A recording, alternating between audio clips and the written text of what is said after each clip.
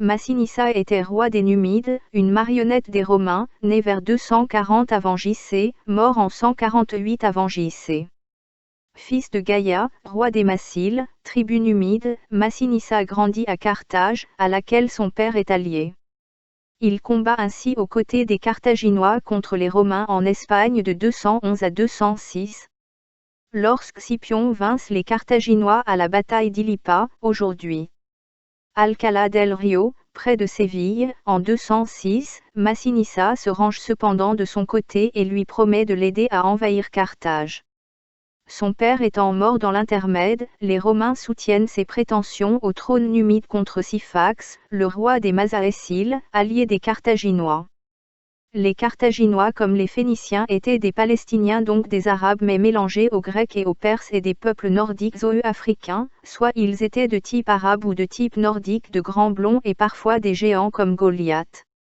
Il semble donc que si sa représentation est exacte, que Massinissa ressemblait à Alexandre le Grand et donc était probablement d'origine grecque.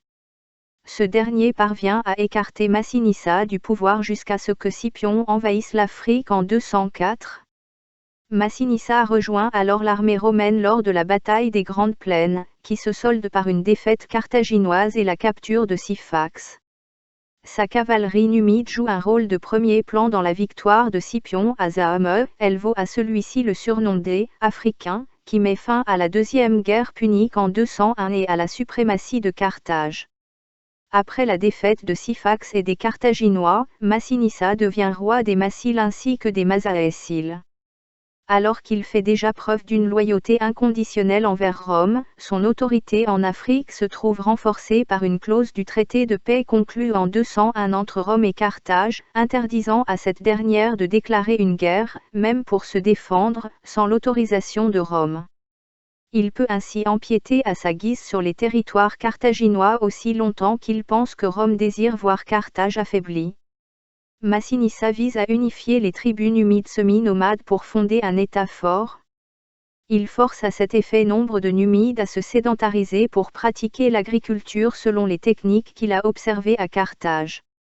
S'il caresse l'espoir d'étendre son pouvoir à toute l'Afrique du Nord, ce rêve est anéanti lorsqu'une commission romaine dirigée par Catone l'Ancien arrive en Afrique vers 155 après J.C. Massinissa le traître adulé par les traîtres du Mac. Qui était Massinissa? Un traître qui a trahi ses cousins et son ami d'enfance pour lui voler sa femme et son trône, mais la femme de ce dernier préféra la mort au fait de l'épouser. Massinissa est celui qui a livré le Maghreb aux Romains et qui a provoqué la chute de Carthage, mais aussi la défaite de Hannibal qui avait soumis et fait trembler Rome. Massinissa à l'époque était venu en Algérie avec 5000 guerriers morts, donc, marocains, comme quoi le Maroc était déjà traître bien avant la conquête romaine. Comment un traître, un esclave de Rome, un violeur, un voleur, un assassin, qui a tué ses frères pour plaire à Rome peut être adulé par le Maroc actuel, et le Mac, mais surtout comment le gouvernement algérien de Bouteflika rend hommage à cette pourriture qui a enfoncé dans la défaite tout le Maghreb depuis 2000 ans. Massinissa était d'une grande laideur, il ne plaisait pas aux femmes et a décidé de trahir sa famille, sa tribu et ses amis, croyant ainsi avoir sa revanche sur la nature et sa laideur. Il voulait le pouvoir, l'argent et les femmes, mais les femmes le détestaient et aucune femme ne l'a jamais respecté selon les récits des historiens français qui certes aiment mentir. Il est fort possible que ce personnage soit une fiction, mais pourquoi Bouteflika a décidé de transformer un traître, un collaborateur et un vassal du colonialisme et du terrorisme et de la barbarie romaine en un héros et un exemple, une fierté? Il est amusant de constater la ressemblance entre Ferra Méhéni et Massinissa qui lui aussi est soutenu par le Maroc, un pays qui a plus de 2000 ans de trahison et de sabotage du Maghreb, du monde arabe et de l'Afrique.